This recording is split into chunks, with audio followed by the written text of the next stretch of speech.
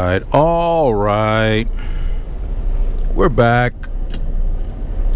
It's the Solomon Project, where it's not how much you make, it's how much you keep that counts. I'm your host, Richard Burns. We completed our pre-trip inspection. We are now leaving. The shipper in Syracuse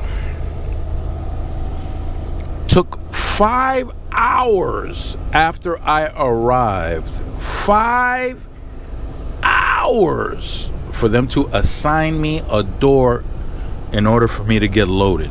What? I'm leaving right now, and I'm already half an hour late.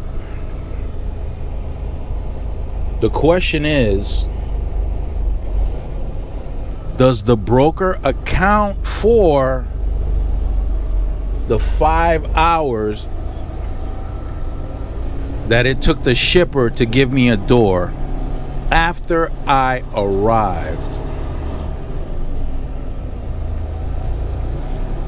I've got 439 miles to go. This truck is governed at 65 miles. Most of the road that I'll be driving on will be on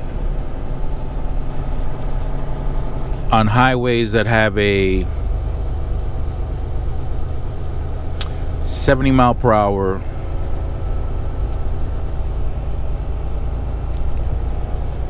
maximum speed limit. 70 miles per hour. But again, I'm governed at 65.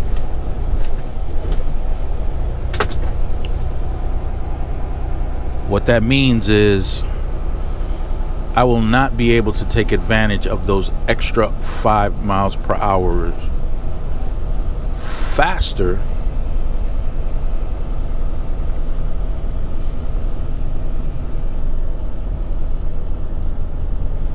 What does that mean?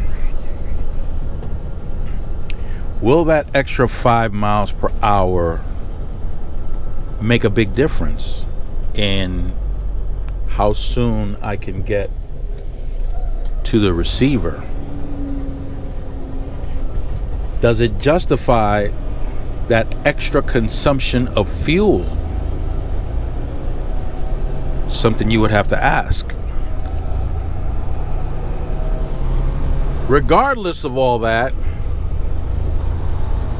shippers, receivers, well, more so the receivers, and the brokers absolutely love to charge a late fee, $250.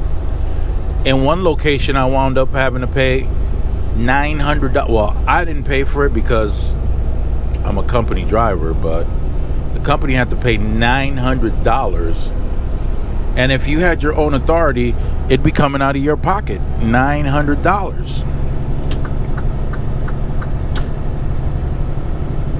$900. And that was just for being 4 minutes late.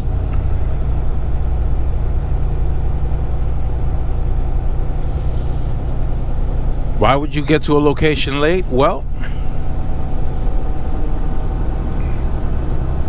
for one thing, a poorly calculated run by the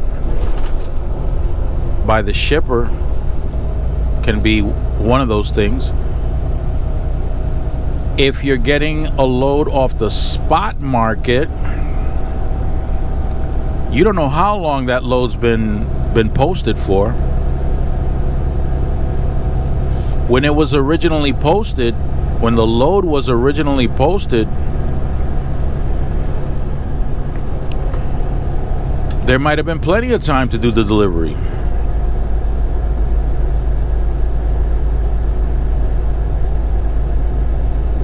But there may not have been enough offers from carriers at the time, either because the carrier didn't want to go into that area to pick up a load, or there weren't enough trucks in the area to pick up the load at the time that they wanted it picked up. So the shipper might have passed the load on to a broker, and by the time the broker found somebody who was willing and able to take the load, there wasn't as much time left over to make the delivery, to pick it up and make the delivery. Could be.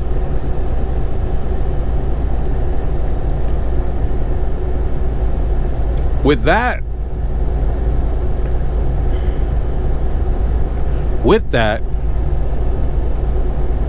brokers, shippers, receivers, they should be more considerate.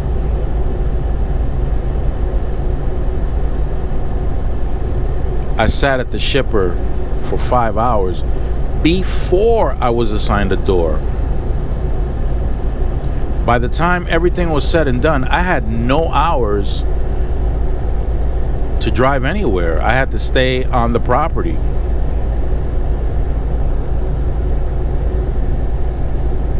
In that particular case, I was lucky because many locations do not want you on their property after you've been loaded or unloaded.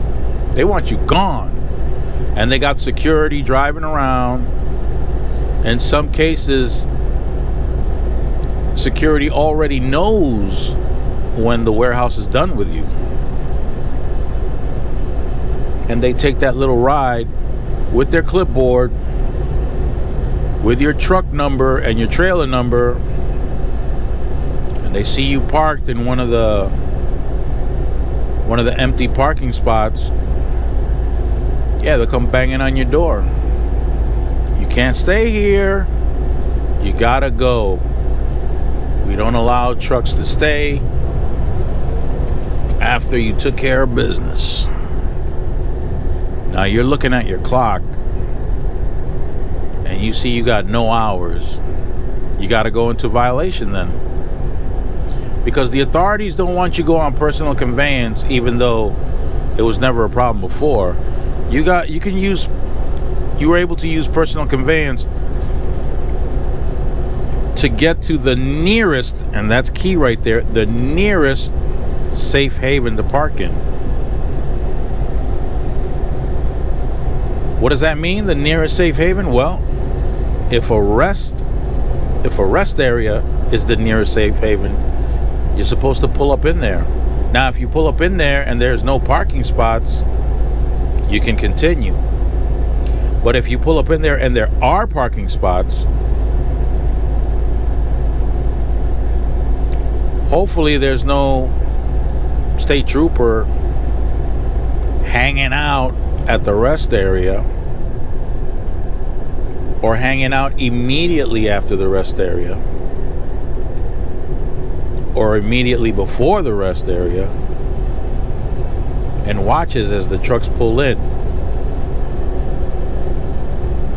Because if there's a spot and you kept it moving, yeah, they're gonna snatch you up and you're gonna get hit hard. You're gonna get a ticket, or a fine rather. You're gonna get a fine, and it's gonna impact your CSA score. What happens when your CSA score is impacted? Your insurance premiums go up.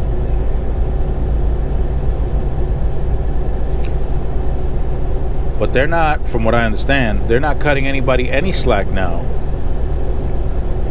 They don't even want you using personal conveyance to get to a safe haven now. They'll just say that's poor trip planning on your behalf. But you can't determine how long you're going to be at a warehouse. You don't know if you're going to be there 30 minutes. You don't know if you're going to be there, like what happened to me one time. Before I got a door, I was at a warehouse for 18 hours. 18 hours before I got a door.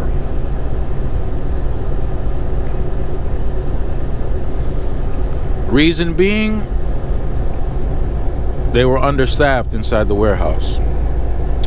So the process of loading and unloading took a whole lot longer. 18 hours waiting to get a door.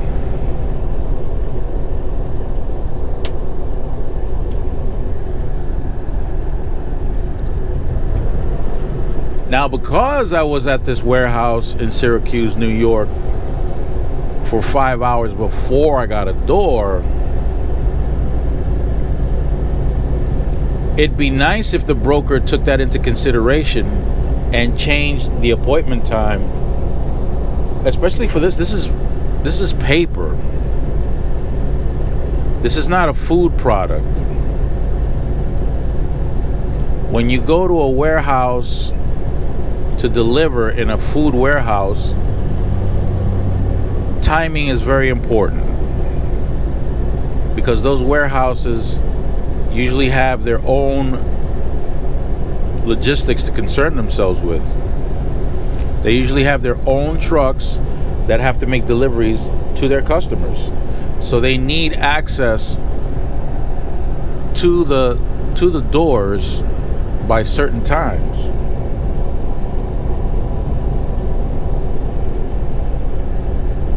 And it may be difficult to accommodate whatever you're bringing into the warehouse if it's outside of the time that they gave you the appointment for. This is not that. This is not that case. This is not a food warehouse. This is a paper processing factory.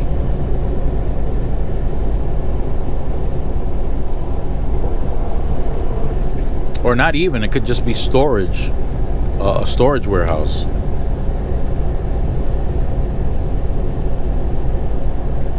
These rolls are like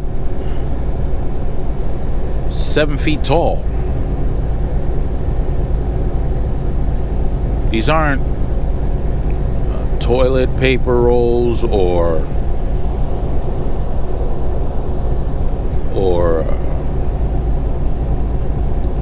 the other rolls that people use. This is not that.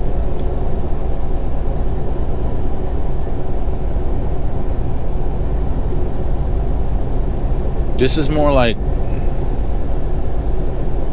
construction paper type of paper. Rolls of it, big giant rolls of it. One roll probably weighs as much as a compact car,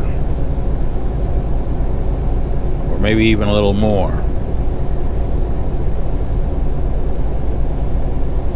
So timing is not of the essence like it would be in a food distribution warehouse.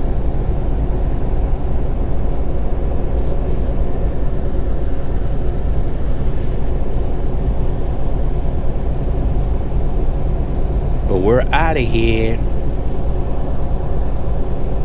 Month of August, I don't know when the sun's gonna come up. And I don't know if I'm on Eastern time or Central time. I'm not sure. My dashboard is set for Eastern time, and it's about to be 5 o'clock in the morning, Eastern time. But if this is Central time, it's about to be 4 o'clock in the morning. So it is early.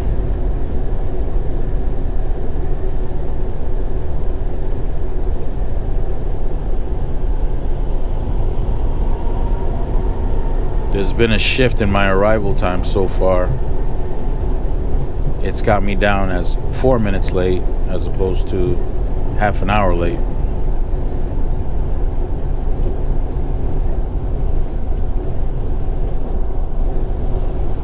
I don't think that's going to matter because my break time,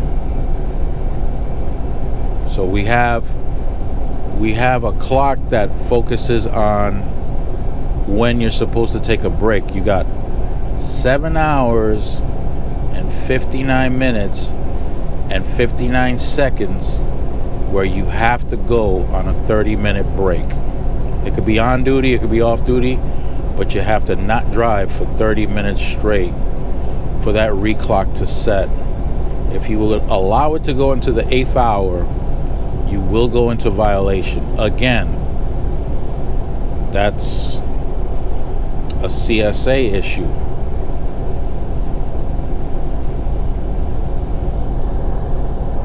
Commercial safety. And when I started, we didn't have this 8-hour thing. In fact, when I started, it was a 16-hour clock, not a 14-hour clock. Over the road, I think these electronic logs are useless over the road. But if you operate in a local environment, if you don't put some regulation on how many hours you're allowed to work, the company will take total advantage of that.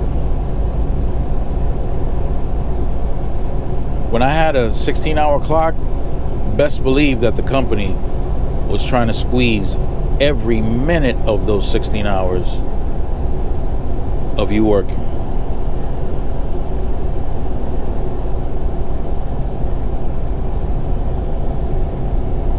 Now, this is a funny little thing. You can be on duty for an entire week.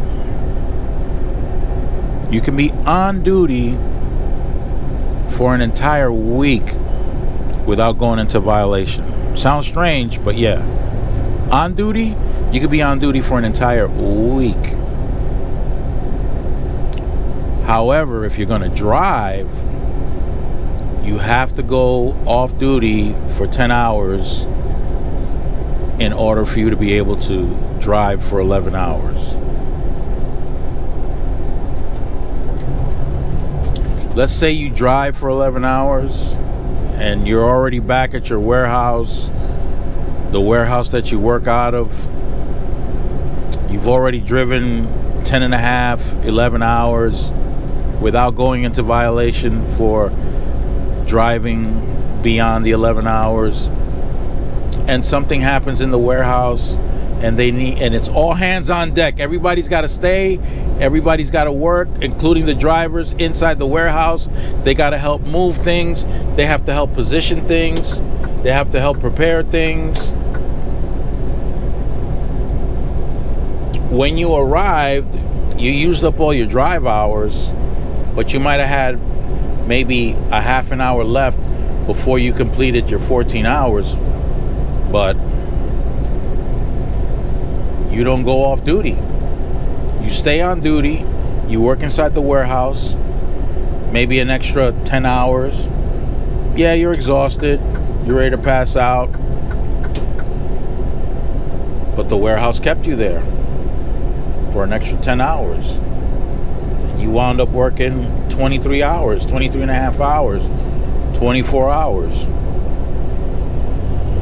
That's not a violation. However, if you're going to start driving again, driving a commercial vehicle again, you have to have 10 hours off before you start driving. Before you start driving.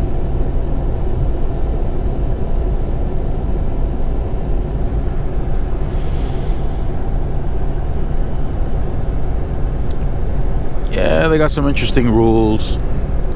You got your 16-hour rules. The 16-hour rule applies for people who return to the terminal that they originally started from and they originally work out of. The 16-hour rule.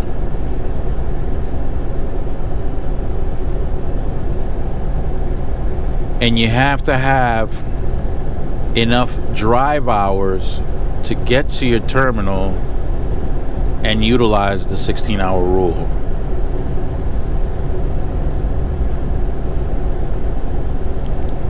If you used up 10 hours of drive time, you have 1 hour remaining because you have 11 hours of drive time allowed within that 14-hour window.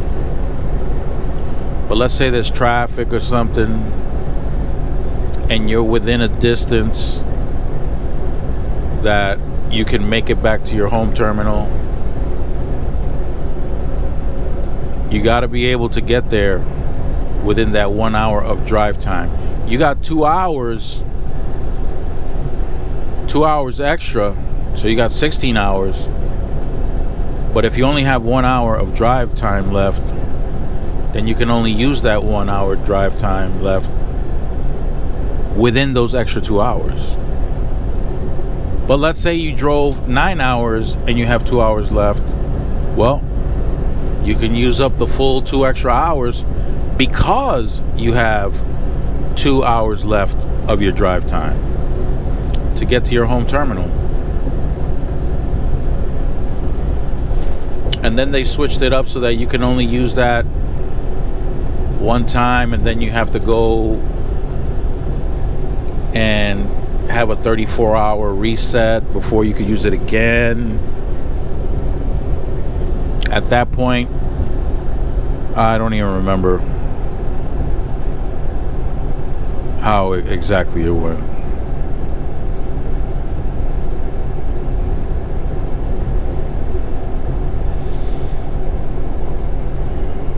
I had fun again. I'll try to catch some daylight driving hours for entertainment purposes. In the meantime, I'm hoping y'all stay fresh and keep it profitable. And don't forget, it's not how much you make, it's how much you keep that counts. Kitty, get these people around. Arabamda seviyorum çift kalem aça. Göremedi kimseden fayda. İşler